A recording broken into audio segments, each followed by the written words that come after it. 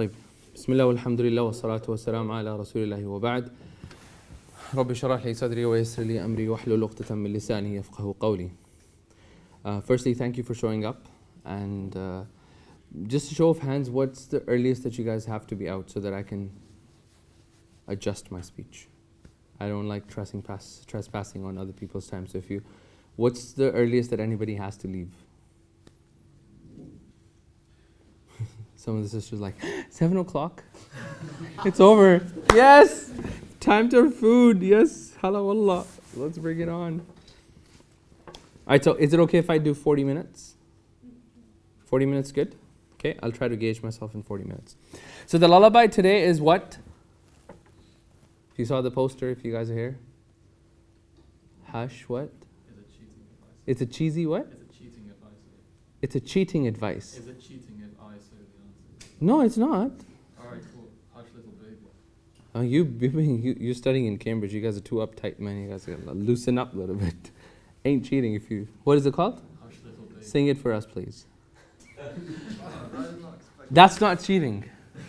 That's called living up to your expectations at Cambridge. Is it? Yeah. Can you... Okay.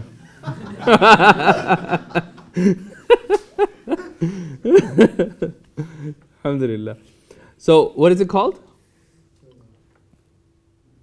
Hush, little baby. Hush, little baby. All right? Everybody is aware of that?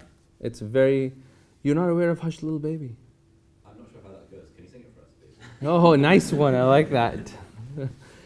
If you look it up on Google, just Hush, little baby and follow Allah. I'm not going to do the detailed tafsir of it. That's not the purpose. I'll skim through the whole thing quickly. So basically, it's about a mother telling a bunch of lies to the young baby to put her to sleep. If this happens, I'll buy you a cat, I'll buy you a dog. If a dog don't bark, I'll buy you this, I'll buy you a cow in a cart, I'll buy you a horse in a cart. A whole bunch of things. Basically, it's like soothing the child with wishes and things that she thought that his child would like. And eventually, you keep extending these wishes and keep telling, if this doesn't happen, this will happen, this will happen. And eventually the child goes to sleep. If you look at the lullaby itself, it's like a stark reminder of our own lives. Because we start our lives, everything is normal, and we wish for something. And when we don't get that particular wish, we solace ourselves with some excuse. I was not smart enough to get into Cambridge. Or, it was not my day. Things were not working out for me. And all these excuses we give ourselves. Then we come to the next goal or milestone in our lives, and we fall short. And then when you fall short, you give yourself another excuse. And you find some sort of a solace, some sort of an excuse for you to get out of that pain. And you say, you know what, it was so-and-so's fault. It was my parents' fault, they took me to Pakistan at this time. And we keep doing that to ourselves. We keep, being hypocrites with our own selves. And sometimes, this habit of being dishonest with our own selves leads us into other problems in our lives and leads us to a whole bunch of other problems, such as not being able to deliver assignments on time, procrastination, bad habits. And all of these habits are result of us being most of the time dishonest with ourselves. And the root cause of this dishonesty is what? Why do we, say lies to ourselves? Why don't we live up to the problem that we were the cause of creating that problem in the first place? Why don't we live up to that? Why do we walk away, shy away from these problems? It's primarily because of who? Oh, you guys really need food or something, man. It's like zombies looking at me. Hello. Why? All right, we're not going to move on until we get why. Why do you think this happened? It's not a trick question. You can be wrong at this and you will still pass. Because of our ego. Yes, ego. And what drives our ego? Good question. Well, huh? Fear of rejection. Fear of rejection. Yes, you're right. So many things. One of them is like, Log kya kahenge? What would the world say? Right? Or what would my parents say? What would XYZ say? What would my friends say? Now, when the first human being, he was given a task which was to stay away from that particular tree. When he fell short, what was the root cause of it? Allah subhanahu wa ta'ala himself describes this root cause in the Quran. And he says, بعد أعوذ بالله من الشيطان الرجيم بسم الله الرحمن الرحيم وَلَقَدْ أَحِدْنَا إِلَىٰ آدَمَ مِنْ قَبْلِ فَنَسِيَ فَلَمْ نَجِدْ لَهُ عَزْمًا. We took a promise from Adam alayhi salam, do not go to that tree. فَنَسِيَ, so he forgot. وَلَمْ نَجِدْ لَهُ عَزْمًا, and we did not find in Adam alayhi salam determination. Right? So Allah subhanahu wa ta'ala is about to tell us the story of Adam alayhi salam and the debate that took place between shaitan and how he made a mistake and all these things. So the root cause of it, Allah subhanahu wa ta'ala, rather than telling us the moral of the story in the end, He brought the moral in the front first. He says, in the past we took a promise with Adam alayhi salam and he forgot that particular promise. And what we found in Adam was he did not have determination. Now the story starts. And Allah subhanahu wa ta'ala says, وَإِذْ قُلْنَا لِلْمَلَائِكَةِ, when we told the angels, أُسْجُدُوا لِآدَمَ, do sajda to Adam, فَسَجَدُوا, so all of them did sajda. إِلَّا إِبْلِيسَ, except Iblis. أَبَى, he said he's not going to do sajda. He refused. فَقُلْنَا, so we said, يَا Adam, O Adam, إِنَّ هَذَا عَدُوٌّ لَكَ وَلِزَوْجِكَ. We said, Adam, shaitan is your enemy and your wife's enemy. فَلَا يُخْرِجَنَّكُمَا مِنَ الْجَنَّةِ فَتَشْقَى. For let him not take you out of this Jannah so that you may become of the one who are shaqi. Shaqi are people who are away from the rahmah of Allah subhanahu wa ta'ala. فَأَمَّا الَّذِينَ شَقُوا, and those that were distanced from the rahmah of Allah subhanahu wa ta'ala, then they shall be thrown in hellfire. فَتَشْقَى, so you shall become of those that will be away from the mercy of Allah subhanahu wa ta'ala. Then Allah describes to Adam alayhi salam what is in it for Jannah, what's in there for Adam and his wife in Jannah.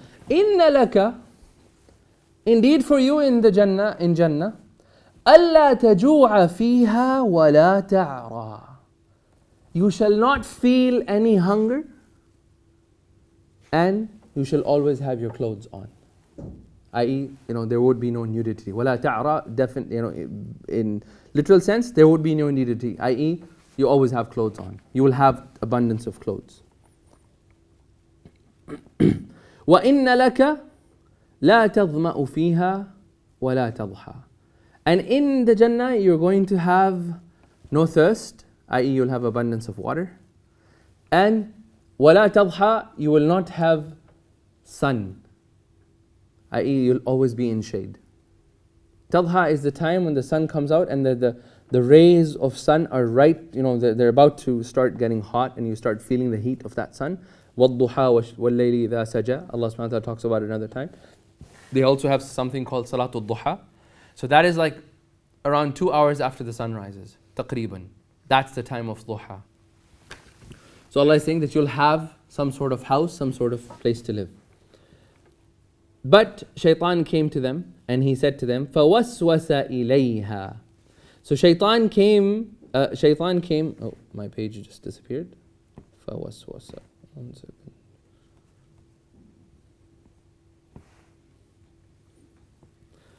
فَوَسْوَسَ إِلَيْهِ الشَّيْطَانِ. So shaitan came and he started giving them whispers in the ear. Go ahead, don't worry. Go ahead, do this. Do what Allah subhanahu wa ta'ala told you not to do. Go ahead, close to the tree. فَوَسْوَسَ إِلَيْهِ الشَّيْطَانِ. قَالَ, what did shaitan say? The verbatim, he said, Ya Adam, O Adam, هَلْ أَدُلُّكَ, shall I tell you على شجرة الخلد. Shall I tell you about a tree that is an everlasting tree, i.e. if you eat from it, you will live forever. وَمُلْكٍ لَا يَبْلَى. And about a kingdom that if you eat from this tree, you shall be given a kingdom that will never vanish. فَأَكَلَا. So they both ate. Minha, from this tree. فَبَدَتْ لَهُمَا سَوْآتُهُمَا. So their private parts became apparent to both of them. فَطَفِقَا يَخْصِفَانِ عَلَيْهِمَا مِنْ وَرَقِ الْجَنَّةِ. So they started taking big leaves of the trees and started wrapping them around themselves to cover themselves. وَعَصَى آدَمْ. Adam alayhi salam, he disobeyed Allah. رَبَّهُ, his Rabb, فَغَوَى. ثُمَّ اجْتَبَاهُ. Then Allah selected him, i.e. He made him a Nabi after this particular. ثُمَّ اجْتَبَاهُ. He selected him. فَتَابَ عَلَيْهِ. And He forgave Adam alayhi salam. وَهَدَى. And He guided him. قال, Allah subhanahu wa ta'ala said, اهبطا. Both of you go down. Descend. Minha jami'a. All of you, Shaitan, Adam, Hawa, all of you descend from this Jannah. بَعْضُكُمْ لِبَعْضٍ عَدُوٌّ. One from the other, both of you are enemies for one another. فَإِمَّا يَأْتِيَنَّكُمْ. And if comes to you, minni, from Allah subhanahu wa ta'ala, hudan, any guidance. فَمَنْ تَبِعَ هُدَايَ. So whosoever clings on to my guidance, فَلَا يَضِلُّ. He shall not be lost, he shall not be misguided. وَلَا يَشْقَى. And he shall not be away from the mercy of Allah subhanahu wa ta'ala. And then Allah subhanahu wa ta'ala gives a general rule of life. He says, وَمَنْ أَعْرَضَ عَنْ ذِكْرِي. And whosoever turns his face away from my dhikr, my remembrance, فَإِنَّ لَهُ مَعِيشَةً ضَنْكَ. For verily, for such a person is a very constricted life. نَحْشُرُ وَنَحْشُرُهُ يَوْمَ الْقِيَامَةِ. And we shall resurrect him on the day of judgment. أَعْمَى, blind. قال, he would say, رَبِّي, my Rabb, لِمَا حَشَرْتَنِي أَعْمَى. Why did you resurrect me a blind person? وَقَدْ كُنْتُ بَصِيرًا. I used to be able to see in this dunya. Allah subhanahu wa ta'ala would respond and He would say, قَالَ, Allah would say, كَذَلِكَ أَتَتْكَ آيَاتُنَا. Like this came to you my verses, i.e. my verses came to you. فَنَسِيتَهَا. You forgot my verses. وَكَذَلِكَ الْيَوْمَ. As you forgot my verses, today you shall be forgotten. And then Allah says, وَكَذَلِكَ نَجْزِي. And this is how we reward those. مَنْ أَسْرَفَ. Those that transgress the boundaries of Allah. وَلَمْ يُؤْمِنْ بِآيَاتِ رَبِّهِ. And they do not believe firmly in the verses of Allah. وَلَا عَذَابُ الْآخِرَةِ. Indeed, the punishment of Akhirah, أَشَدْ, is more severe, وَأَبْقَى, and more everlasting. And this particular story that Allah subhanahu wa ta'ala describes, the summary of this, Allah refers it back to one verse which we talked about earlier, and He says, وَلَقَدْ عَهِدْنَا إِلَىٰ آدَمَ مِنْ قَبْلِ. We took a promise from Adam alayhi salam before, فَنَسِيَا, he forgot, وَلَمْ نَجِدْ لَهُ عَزْمًا, determination. What we're going to talk about today is the element of determination or azm, because that is the root cause of us giving all the excuses. That is the root cause of us falling short in the eyes of Allah subhanahu wa ta'ala, in the accord of Allah subhanahu wa ta'ala. And that becomes also the root cause of many other sins that people fall into. If someone has determination, they have azm, then they have everything in their lives. And if you don't have determination, then you've lost everything in your life. That's why Allah subhanahu wa ta'ala refers to this story of Adam alayhi salam. Let's look at that story without just the premise, and let's try to draw some lessons out of it quickly. So, Allah subhanahu wa ta'ala told Malaika, Usjudu li Adam, give sajda to Adam. Fasajadu, everybody gave sajda, illa Iblis, except Iblis. At this particular verse, a lot of the Orientalists, they say, you know what? There's no fault for Iblis because Allah subhanahu wa ta'ala is commanding what? The malaika. He never commanded Iblis to give sajda. So Orientalists took this point and they said, this verse doesn't talk about anything to Iblis. Why is Iblis being blamed? Has nothing to do with that. The answer to that, logical answer to these people, which is a higher creation? Malaika or jinns? In rank? Huh? Who are higher, malaika or insan? Insan. Why? We have given ikhtiyar. We are given choice. Are jinn given choices? Yes. So it comes malaika and then it's jinn. Right? Now, when sometimes a manager, he's giving a command, or he's a manager or a director or a GM comes and he's talking. So you have all bunch of managers and you have a couple of directors. So the manager comes and he just simply says to, listen all managers, this is the new rule that we all have to follow. Are the directors included? Not a trick question. You guys are thinking like I'm going to trick you guys here. Are they included? Yes, because they are superior. So any rules that are, so they're above in ranking. So all the rules that apply to the manager also apply to them because they can come down anytime to fill in one of the gaps when there's a need. From management perspective. So similarly, shaitan was above. So the answer to this is that when malaikas were addressed, it was a given fact that he would be there because he was there at that time. Okay? And the other answer to that is that malaika, not an answer, but another point that we have to understand why he was there in the first place, was that we have choice. Malaikas have surrendered their choice. They don't have a choice. Shaitan, he took his element of choice and surrendered it to such a high degree that he was almost like an angel.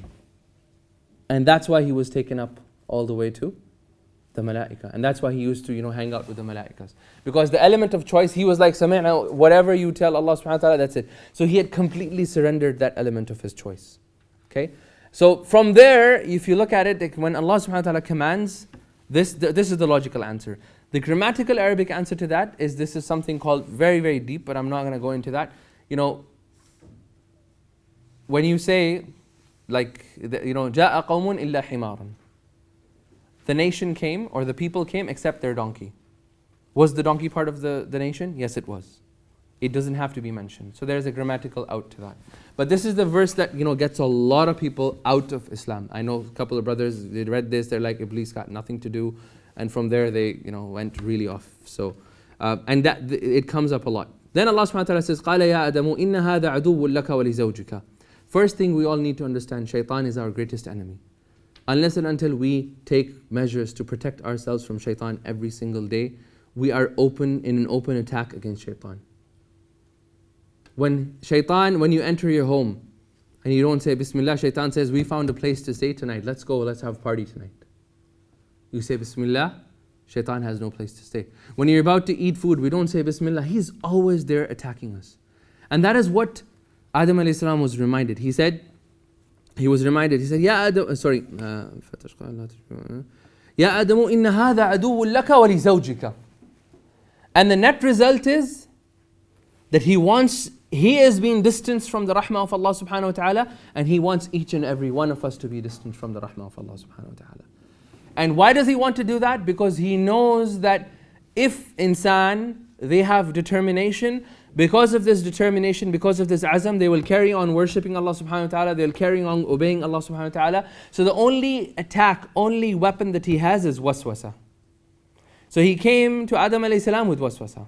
Then Allah subhanahu wa ta'ala says, إِنَّ لَكَ أَلَّا تَجُوعَ فِيهَا وَلَا تَعْرَى. So he is describing Jannah. That you're not going to have any hunger, you're not going to have to worry about your clothes, you're going to have complete shelter, water, food, everything is given. There's a hadith of Nabi sallallahu alaihi wasallam which mentions that anybody that is given 3 things in the world, فَهُوَ أَغْنَى النَّاسِ. He's the most richest of the person. A place to stay for a night, food for a day, and clothes. فَهُوَ أَغْنَى النَّاسِ. He's one of the richest persons.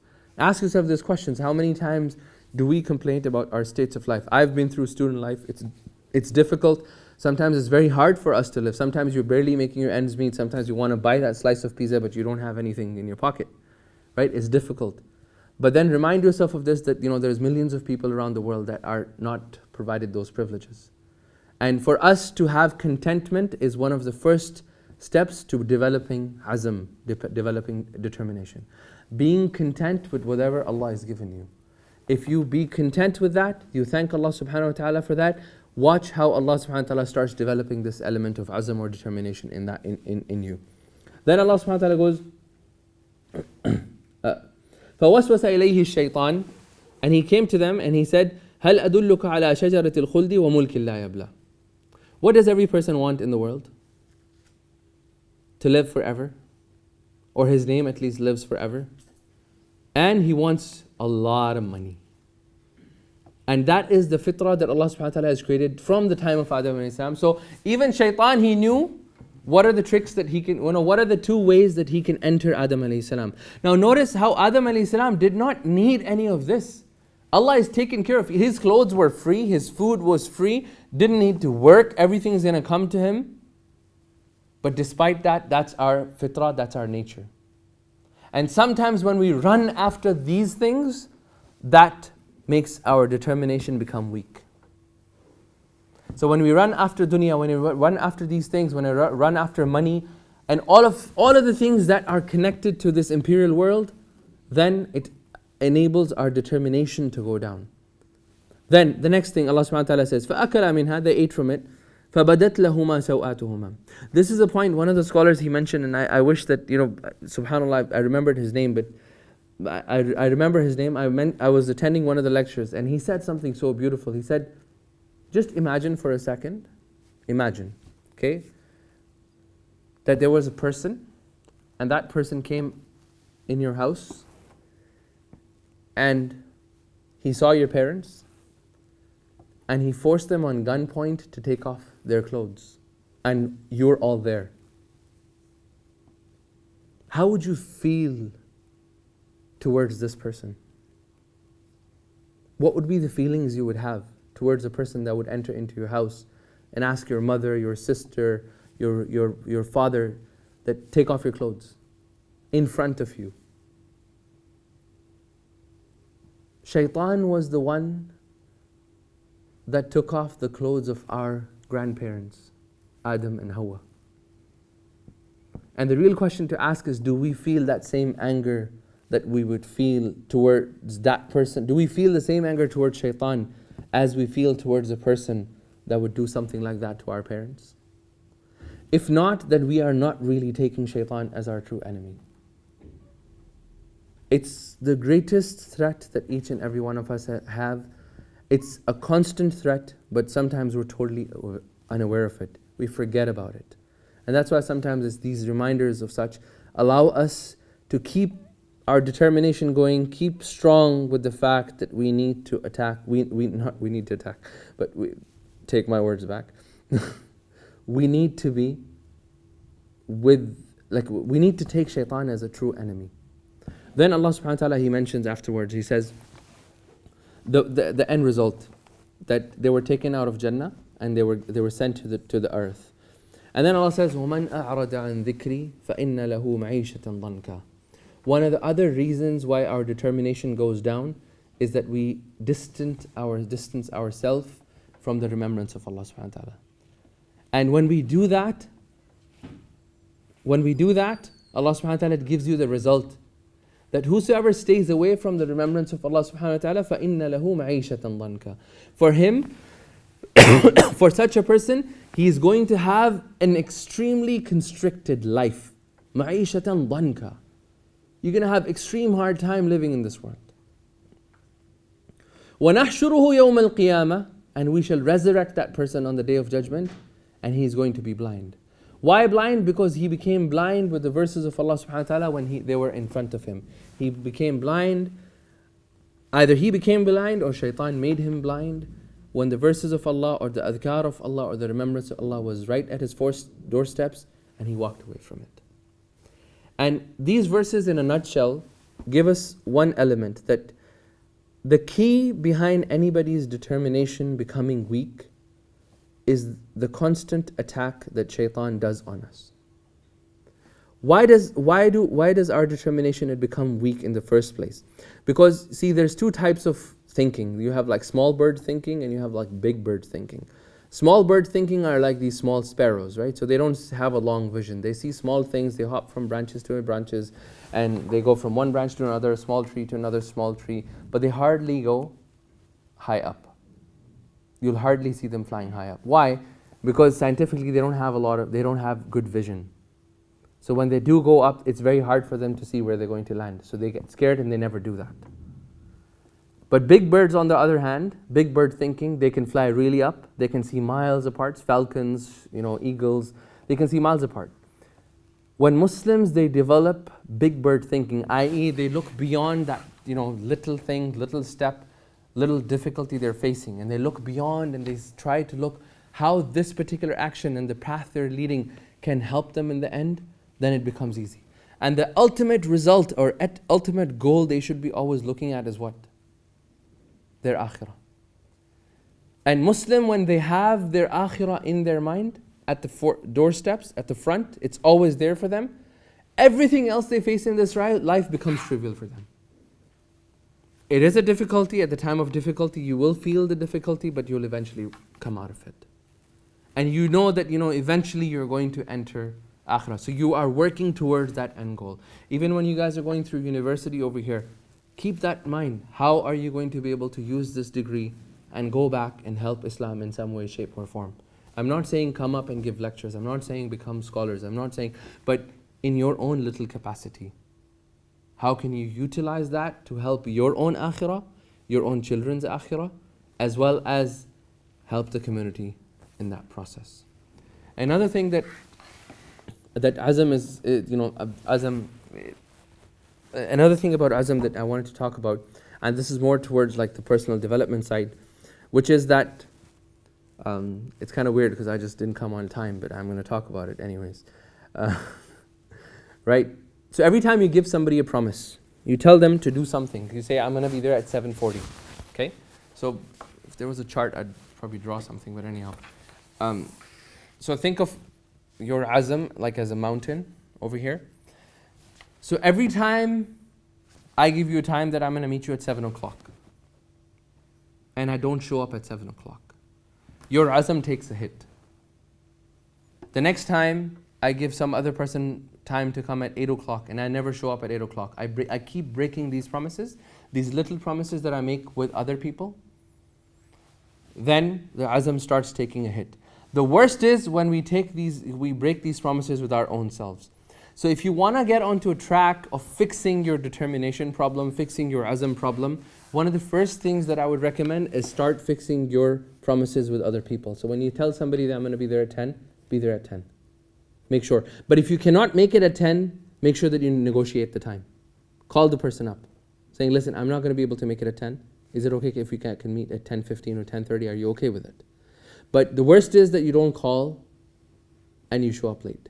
That is one of the promises. You made a promise and your subconscious inside of you tells you, listen, hey, you are a person that breaks promises. It's okay if you do it the next time.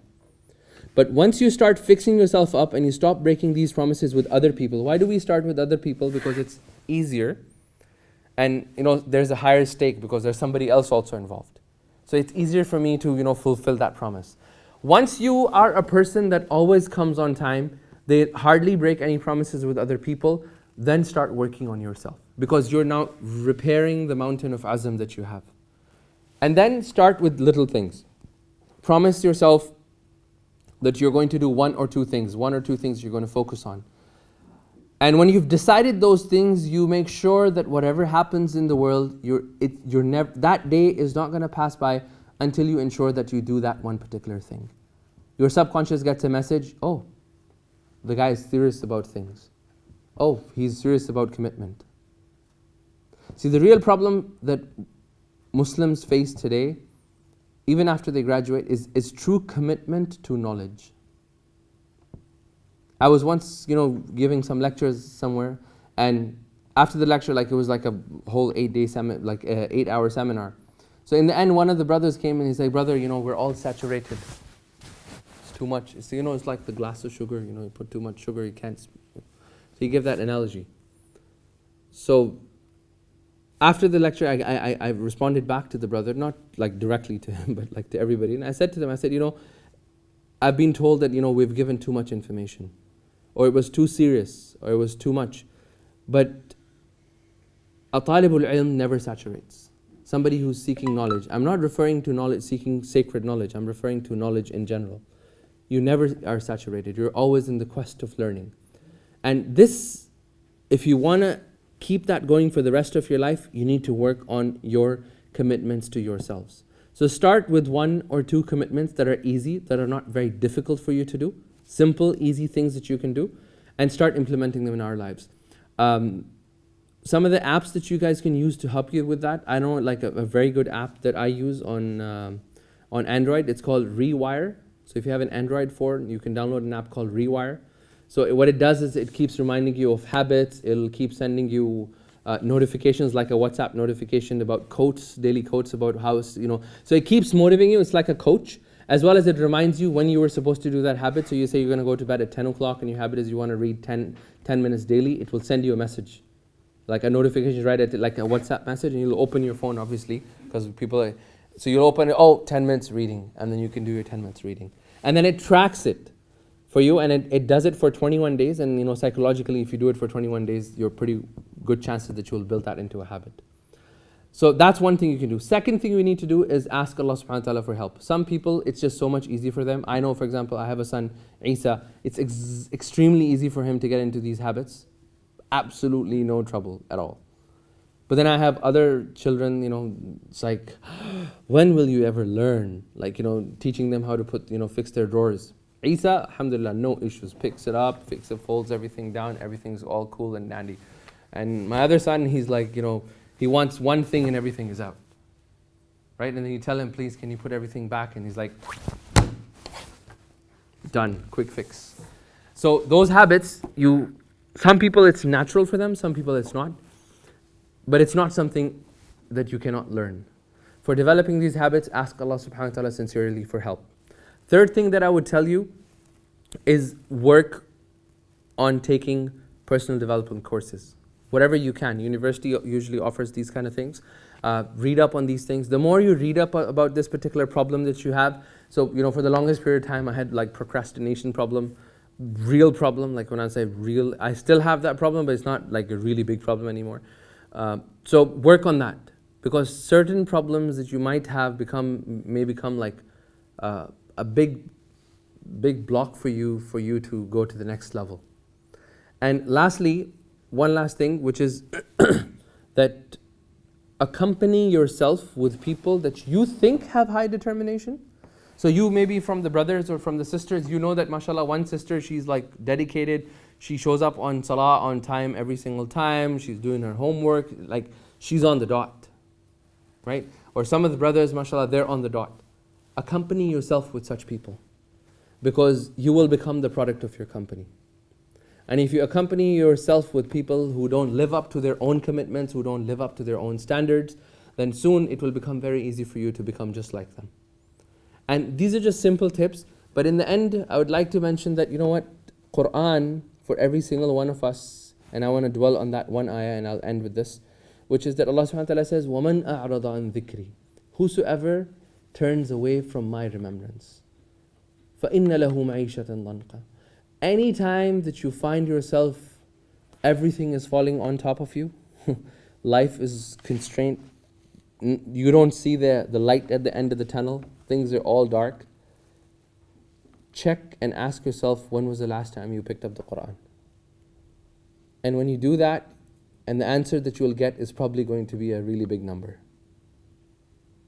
Because it's not possible that Allah subhanahu wa ta'ala is going to put somebody in complete darknesses of problems of life if he is connecting and doing dhikr with Allah subhanahu wa ta'ala on a constant basis. That doesn't mean you're not going to face problems. You're going to face problems, you're going to face calamities. The more closer you become to Allah subhanahu wa ta'ala, the more inflictions you're going to have. That is how it is. Allah subhanahu wa ta'ala tests the ones He loves the most. But in that particular test, Allah will give you the ability to come out of that test. Whereas somebody who's not connected to Allah subhanahu wa ta'ala, he will be inflicted with the test, but he won't have the ability to come out of that test. That test will take his life, and sometimes, like I was telling one of the brothers recently, something happened, and one of the brothers who has done so much work for our deen, recently just, left Islam. He just left a message to everybody. And he did like so much work for the deen, for the Quran, for all the digital Quran that you guys use today. Everything was done by this brother. All verses, each qari, cutting each verses down, everything was done with this brother. And recently he just messaged, and he's setting it on WhatsApp. He's saying, I've left Islam because the more I looked into the Quran and the inflictions that I faced and this and that I found discrepancies, and he left Islam. And keep reminding yourselves that, you did not fill out an application to be a Muslim here today. You did not fill out an application and send a special email request to Allah subhanahu wa ta'ala that you want to attend this course. It's Allah's mercy that He brought you and He selected you from all the people. It's Allah's grace and mercy that He brought me here to you guys. It's not a mere coincidence. It was something that was not about to materialize, but all of a sudden it materializes. These are plans of Allah subhanahu wa ta'ala. We are just a small part of that plan. As long as we understand that Allah subhanahu wa ta'ala would never work to harm you and to harm me. He's always working in our favor. And the only person that is there and is working 24/7, non-stop, from the time of Adam alayhi salam till now, is shaitan, whom we rarely seem to even give any, shaitan. A'udhu billahi minash shaitanir rajim. Like we can't even pronounce it properly sometimes. So we really ask Allah subhanahu wa ta'ala that He gives us the tawfiq to understand His Qur'an and to stay connected with the Qur'an of Allah subhanahu wa ta'ala. And lastly, be able to take shaitan as our true enemy, as he should be taken. And we ask Allah subhanahu wa ta'ala that He keeps us on the straight path until we die, inshaAllah. Subhanakallahumma wa bihamdika ashhadu an la ilaha illa anta astaghfiruka wa atubu ilayk. Keep the faith.